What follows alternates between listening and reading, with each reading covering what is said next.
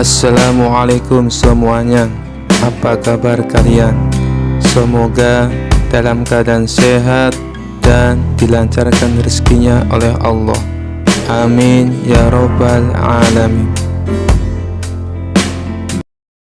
Dikisahkan pada suatu hari Abu Nawas dan Baginda Raja sedang berdiskusi tentang agama, mulai dari masalah tauhid sampai tentang hukum agama.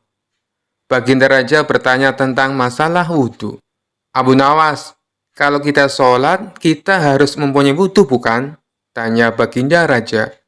Benar Paduka, kalau kita tidak punya wudhu, maka sholat kita tidak akan sah. Jawab Abu Nawas. Berarti kalau kita kentut, kita harus mengulangi wudhu supaya sholatnya sah kan? Tanya Baginda Raja. Ya benar Paduka, jawab Abu Nawas. Ini sungguh aneh, ujar Baginda Raja. Sontak Abu Nawas terkejut mendengarnya.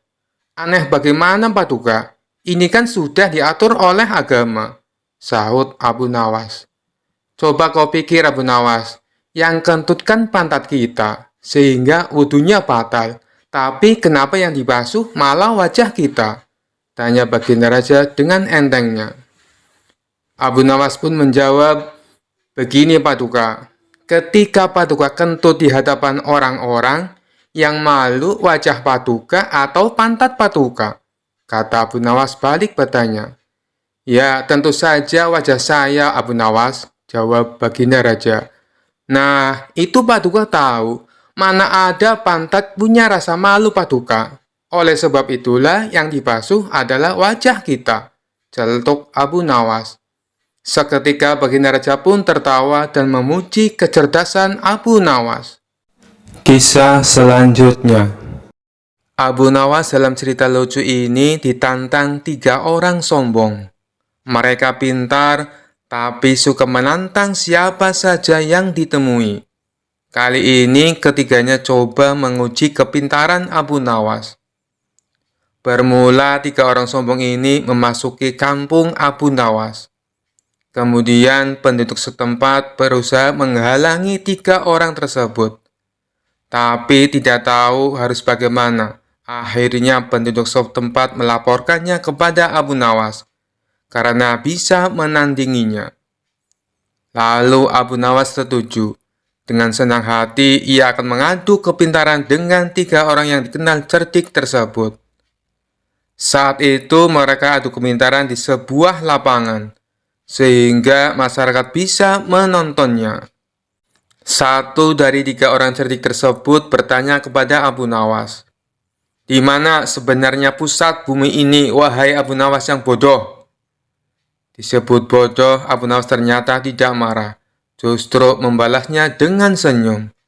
Lalu ia menjawabnya dengan nada santai.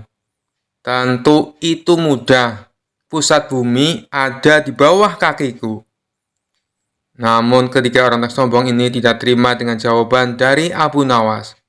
Mereka bertanya kembali bagaimana Abu Nawas bisa tahu. Kalau kalian tidak percaya, ukur saja sendiri, ujar Abu Nawas. Orang pertama yang bertanya kepada Abu Nawas hanya terdiam setelah mendengar jawabannya. Selanjutnya orang kedua bertanya, berapakah jumlah bintang yang ada di langit? Tanyanya. Ternyata pertanyaan itu hampir sama dengan yang pertama, dan sudah dipastikan Abu Nawas bisa menjawabnya dengan mudah. Abu Nawas menjawab, jumlah bintang-bintang yang ada di langit sama dengan jumlah bulu keledaiku ini. Kalau tidak percaya, silakan Anda hitung bulu keledaiku ini. Pasti Anda akan tahu kebenarannya. Kesal mendengar jawaban Abu Nawas, orang ketiga dari kawanan itu lalu mengajukan pertanyaan kepada Abu Nawas. Anda tahu bulu keledai? Coba berapa jumlah bulu yang ada di keledai itu? Tanya orang ketiga tersebut. Abu Nawas hanya tertawa meledek. Ia menganggap pertanyaan dari ketiga orang itu tidak kreatif, karena semua pertanyaannya sama, yakni menanyakan jumlah. Jumlah bulu ekor keledai ini sama dengan jumlah rambut yang ada di jenggot Anda. Kalau tidak percaya, silakan cabut satu persatu. ucap Abu Nawas. Sadar jika bulu jenggot dicabut satu persatu akan sakit, maka orang ketiga itu langsung terdiam dengan jawaban dari Abu Nawas. Ingin membalasnya, tapi tidak tahu apa yang harus ditanyakan lagi, karena ternyata Abu Nawas lebih cerdik dari dirinya. Kisah selanjutnya. Alkisah, Abu Nawas diutus baginda raja untuk meninjau asrama penampungan orang-orang gila. Tujuannya adalah untuk mengetahui keadaan mereka. Sesampainya di sana, Abu Nawas melihat di antara mereka terdapat seorang pemuda ganteng. Penampilannya bersih, tidak mencerminkan seperti orang gila. Merasa si pemuda diperhatikan terus, ia pun menghampiri Abu Nawas. "Hei Tuan, saya ingin mengajukan pertanyaan," kata si pemuda. "Oh, silakan," balas Abu Nawas. "Kapankah seseorang yang tidur bisa menikmati tidurnya?" tanya si pemuda. "Ketika dia bangun dari tidurnya," jawab Abu Nawas. "Bagaimana mungkin dia bisa menikmati tidur, padahal ia sudah bangun?" tanya si pemuda kembali. "Ya, kelezatan tidur itu sebelum dia tidur," jawab Abu Nawas. Namun pemuda itu kemudian bertanya lagi, "Bagaimana mungkin menikmati kelezatan tidur, sedangkan dia belum tidur?" Abu Nawas menjawab, "Kelezatan dan kenikmatan tidur itu saat dia tidur." Mendengar jawaban Abu Nawas, si pemuda itu merasa tidak puas. Ia pun lantas berkata, "Orang yang sedang tidur itu tidak bisa merasakan sesuatu. Bagaimana bisa orang yang tidak sadar bisa merasakan sesuatu?" Abu Nawas terbengong mendengar jawaban si pemuda. Kali ini ia tidak bisa menjawab pertanyaan si pemuda tersebut. Abu Nawas pun lalu bersumpah tidak akan lagi berdebat dengan orang gila. Kisah selanjutnya. Dikisahkan Abu Nawas pergi ke negeri seberang yang terdapat sebuah kerajaan aman, adil, makmur, dan sentosa, karena dipimpin oleh raja yang bijaksana. Sang raja sudah memimpin sejak usia muda hingga sekarang. Di masa tua belum pernah digantikan oleh siapapun. Dan rakyatnya tidak pernah keberatan karena raja memerintah dengan adil. Suatu hari raja merasa jenuh. Dia ingin istirahat menjadi raja selama setahun. Namun uniknya tidak menyerahkan posisi raja kepada anak keturunannya, tetapi malah mengadakan sayembara untuk mencari sosok yang pantas menjadi raja. Disebarlah pengumuman ke seluruh negeri. Siapapun boleh menjadi raja, mulai rakyat jelata sampai kaum bangsawan. Tetapi ada dua syarat yang harus dijalani. Syarat pertama, dia akan dijadikan raja selama setahun. Syarat kedua, setelah menjadi raja selama setahun, maka harus diasingkan di sebuah hutan belantara yang dihuni ribuan hewan buas. Syarat pertama tentu saja bukan masalah besar, justru merupakan suatu keberuntungan. Namun syarat kedua membuat orang-orang yang berhasrat menjadi raja akan berpikir dua kali. Karena semua orang tahu seperti apa hutan belantara yang penuh dengan binatang buas. Karena itulah sayembara tersebut belum ada yang berani mengajukan diri menjadi seorang raja. Akhirnya datang seorang pemuda yang menyatakan kesanggupannya menjadi raja dan menerima dua syarat tersebut. Pemuda ini sebenarnya adalah pemuda biasa yang ingin merasakan bagaimana nikmatnya menjadi raja, karena selama ini ia hidup pas-pasan. Diangkatlah dia menjadi raja, dan mulai saat itu mendapat pelayanan layaknya seorang raja. Harta berlimpah, wanita cantik, makan dan minuman enak, serta fasilitas istimewa lainnya. Tapi sayang, ternyata ketakutannya akan kematian membuatnya tidak bisa menikmati semua itu.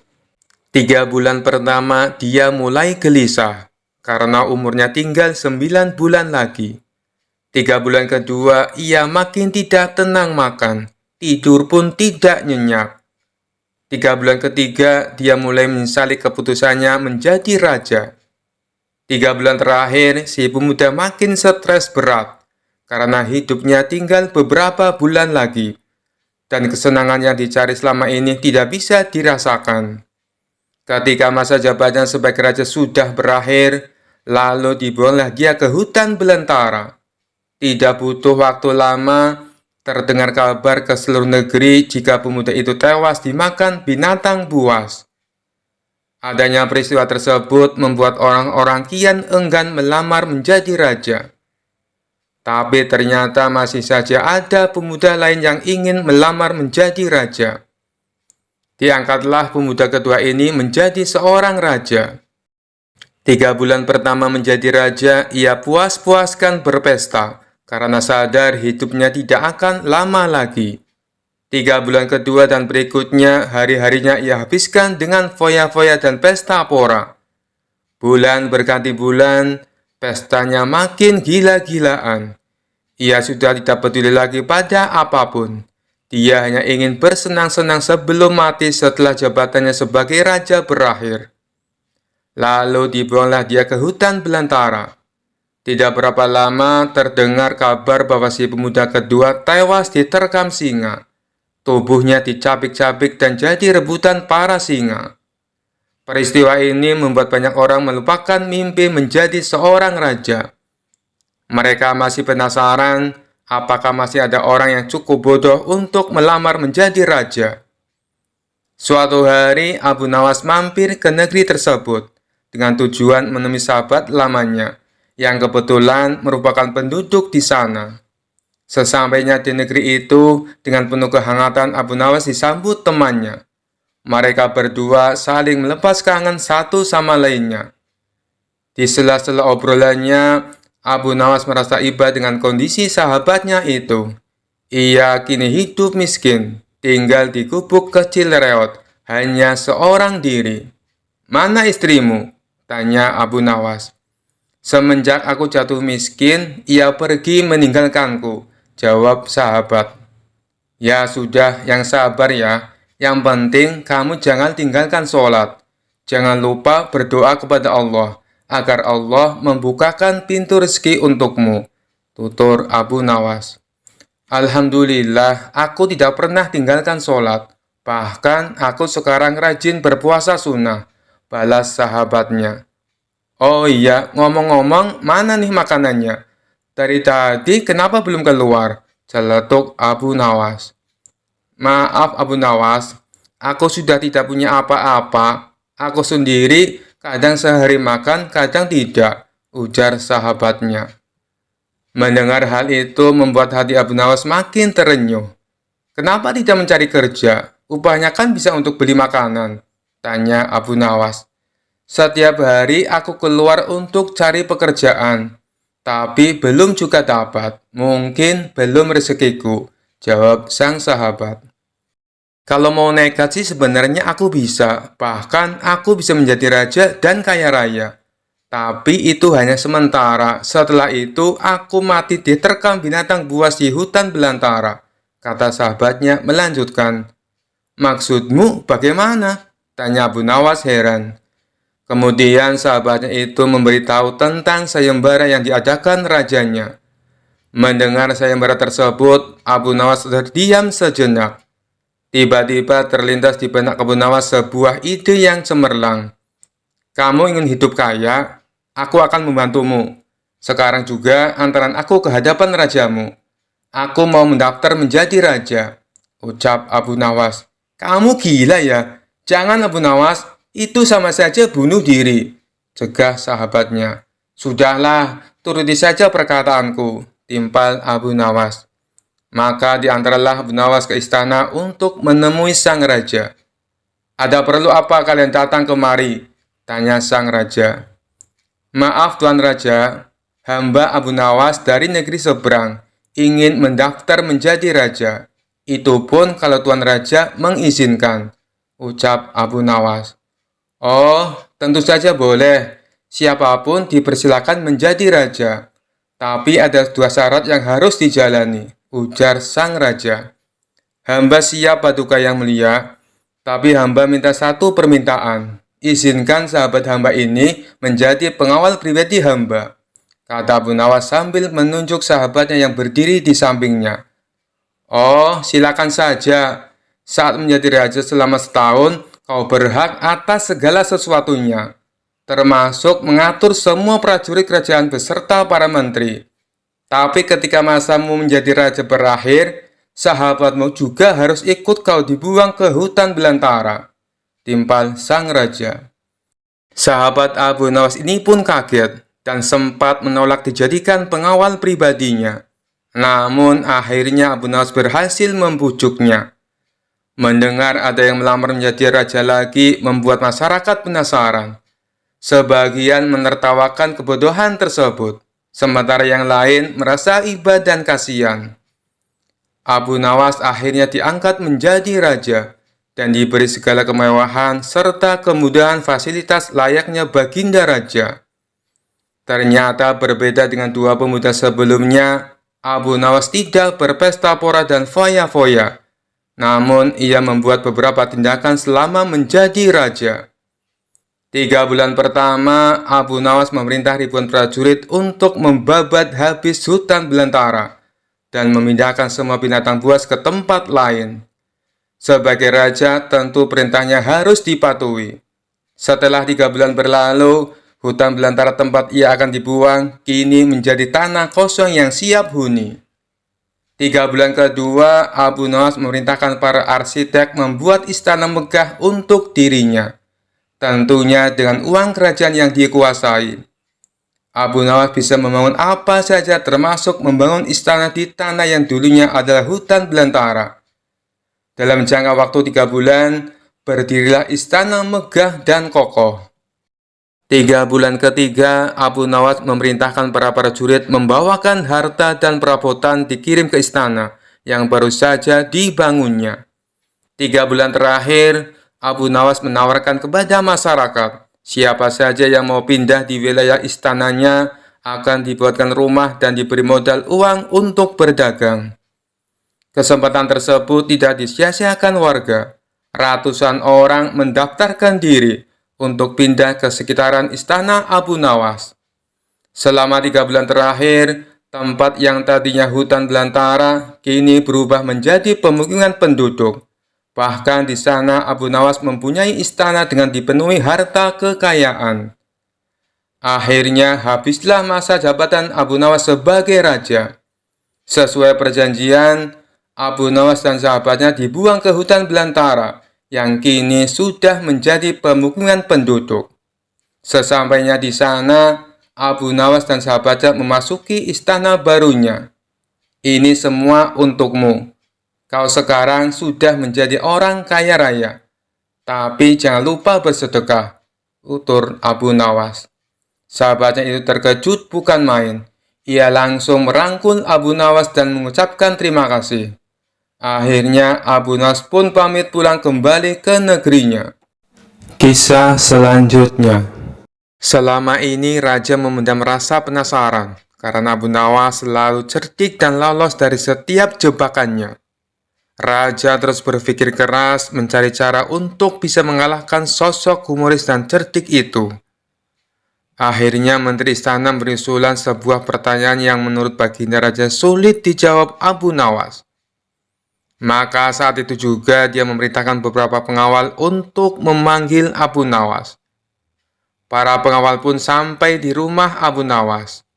Tuan Abu Nawas, Anda diperintah paduka raja ke istana sekarang juga, ujar salah seorang pengawal.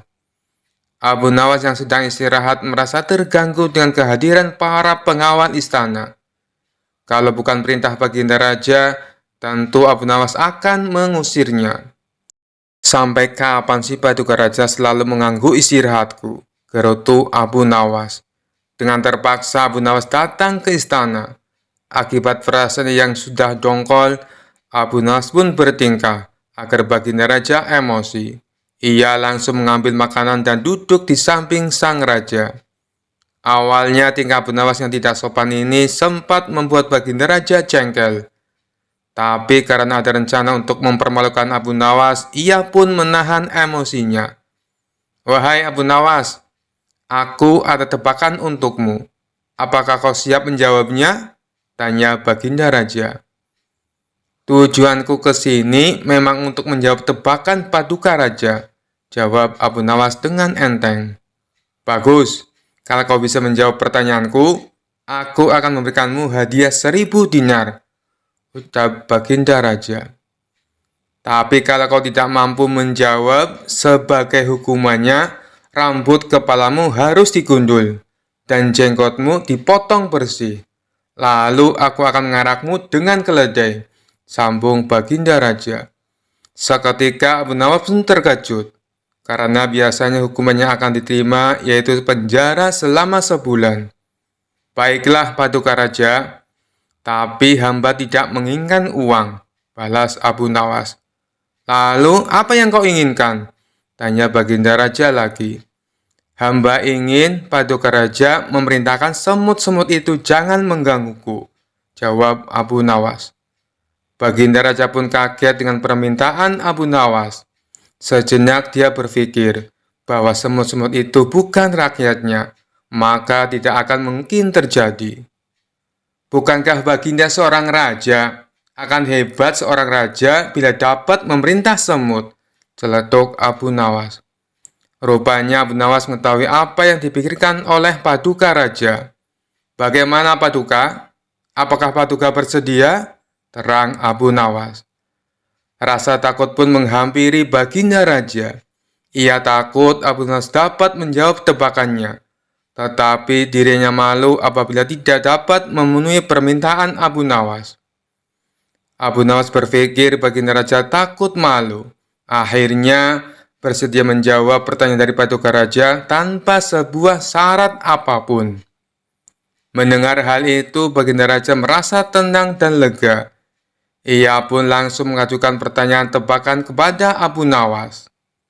Pohon apa yang berumur 1 tahun, memiliki 12 cabang, setiap cabangnya terdiri dari 30 daun, dan daun-daun tersebut sebagian menghadap ke arah cahaya, serta bagiannya lagi menghadap ke arah gelap, ujar Baginda Raja. Namanya saja Abu Nawas, pertanyaan sesulit apapun pasti akan dijawabnya.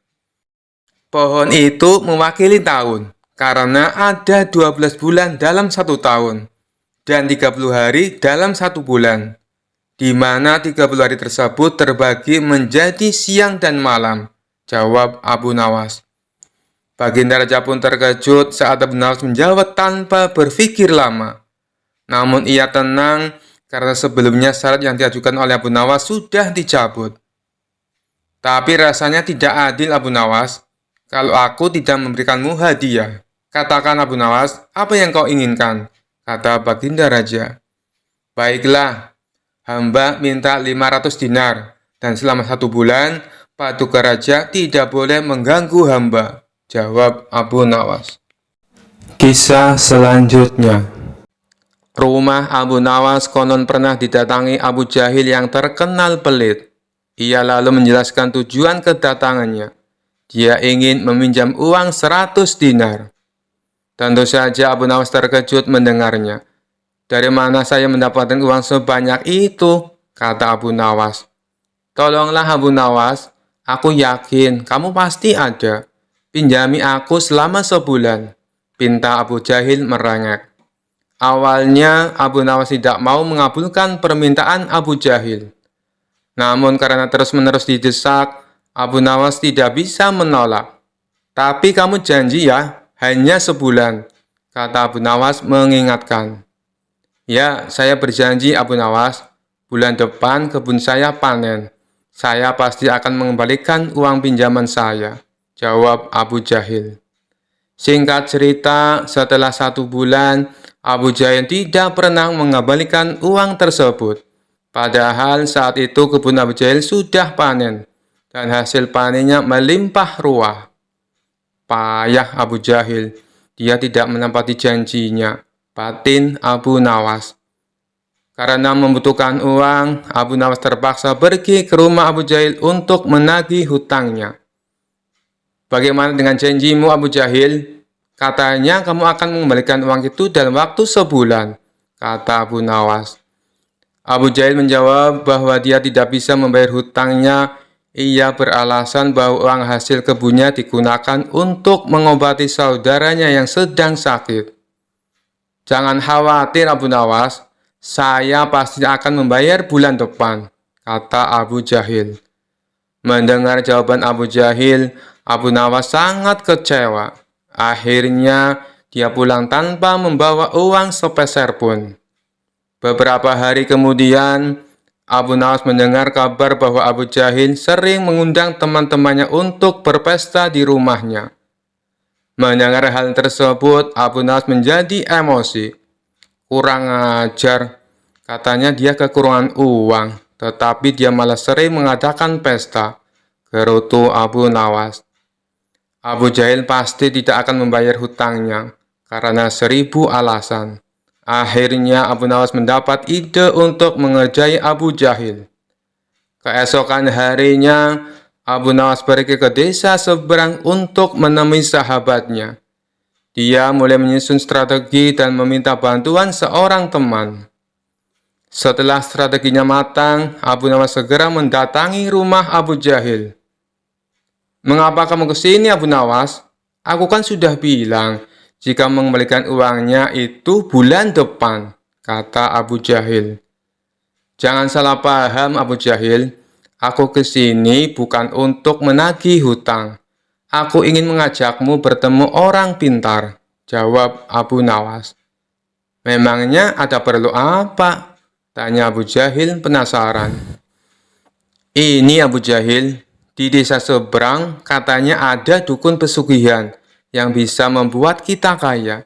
Aku ingin mencobanya ke sana," jawab Abu Nawas. "Benarkah? Baiklah Abu Nawas, aku ikut. Aku juga ingin kaya," kata Abu Jahil kegirangan mendengar adanya tawaran dukun pesugihan itu. Singkat cerita, Abu Nawas dan Abu Jahil tiba di rumah dukun pesugihan tersebut. Setelah memanggil keduanya, dukun itu bertanya, "Apa yang kamu lakukan di sini?" Abu Nawas kemudian mengutarakan keinginannya agar ia ingin kaya tanpa bekerja.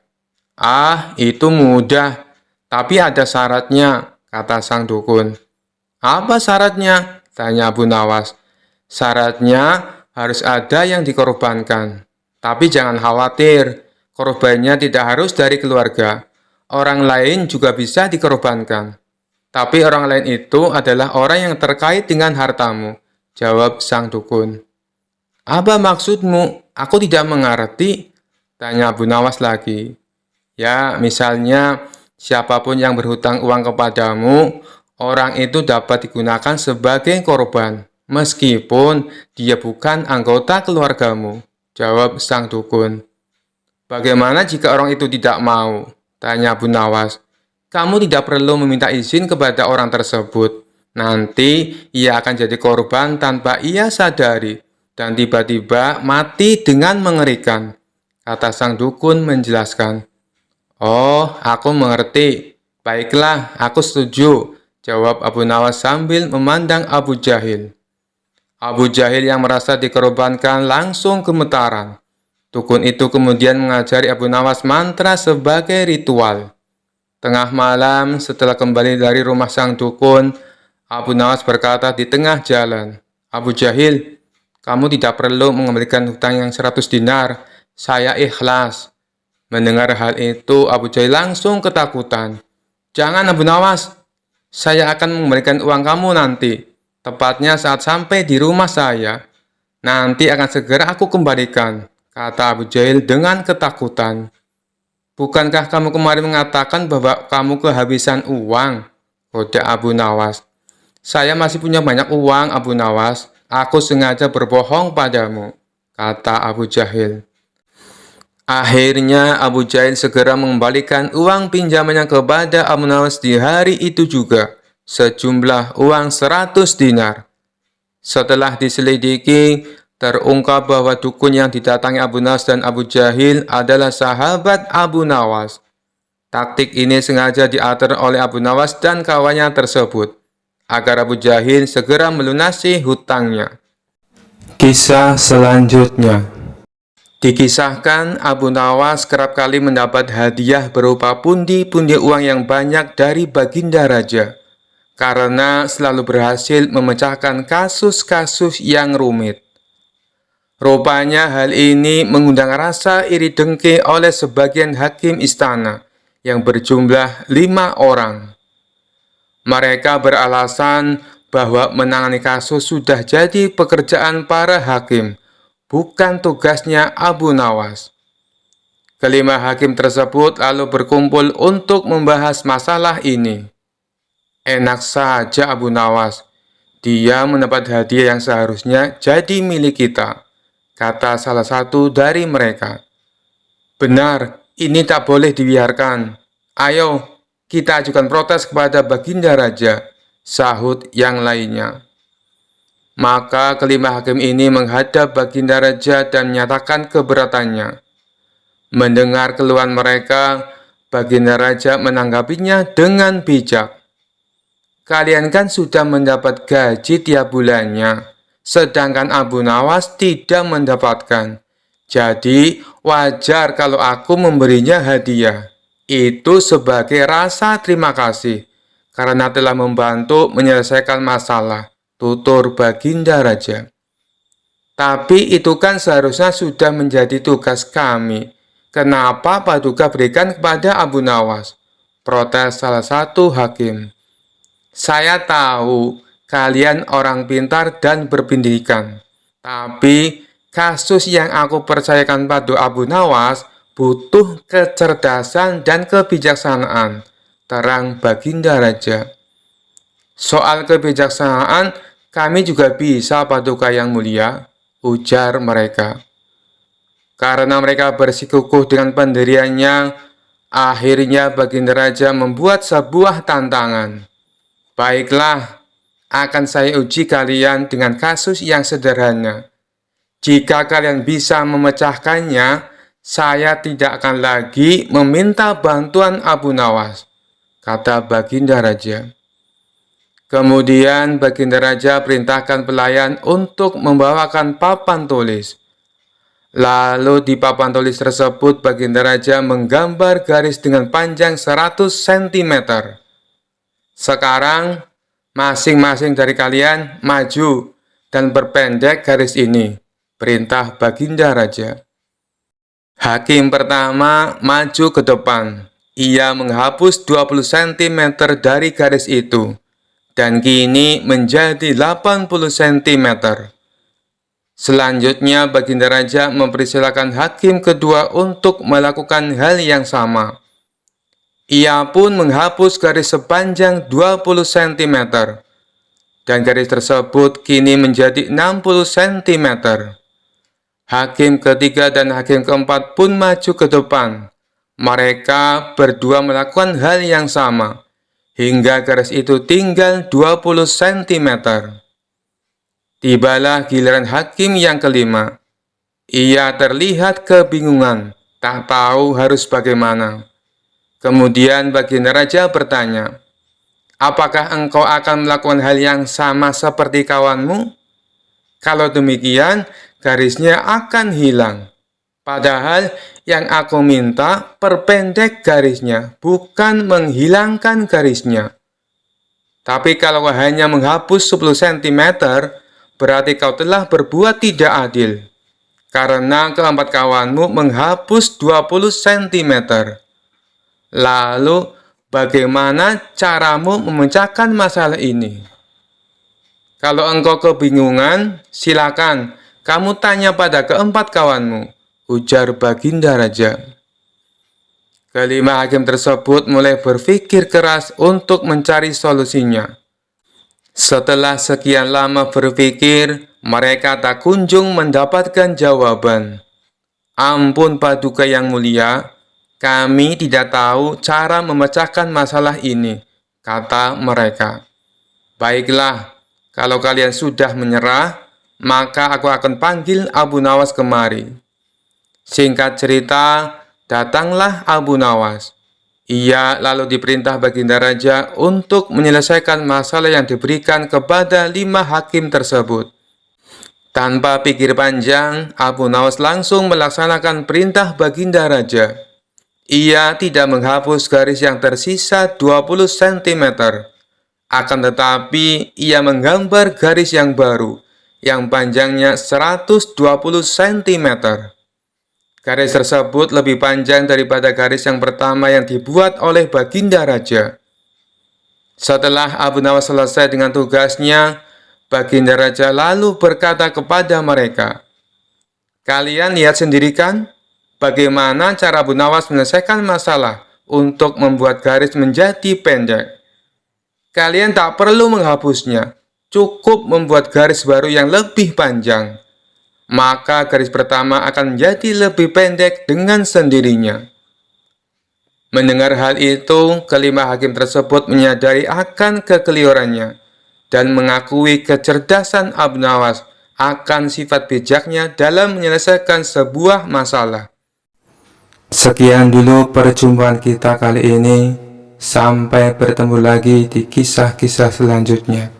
Terima kasih yang sudah subscribe dan setia menonton channel ini. Wassalamualaikum warahmatullahi wabarakatuh.